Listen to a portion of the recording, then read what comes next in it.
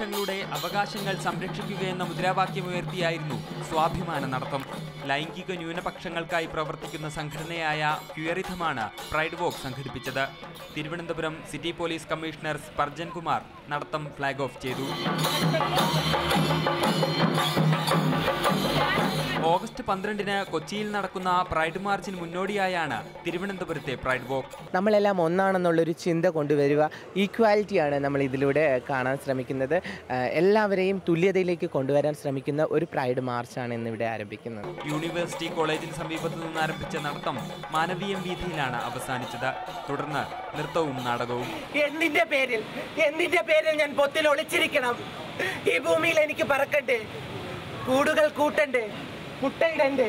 എന്തിനാണ് എന്റെ സ്വാതന്ത്ര്യം നിങ്ങൾ പൊത്തിനുള്ളിലാക്കുന്നത്? പൊതുസമ്മേളനത്തോടെയാണ് പരിപാടികൾ സമാപിച്ചത്. മാതൃഭൂമി ന്യൂസ്, തിരുവനന്തപുരം.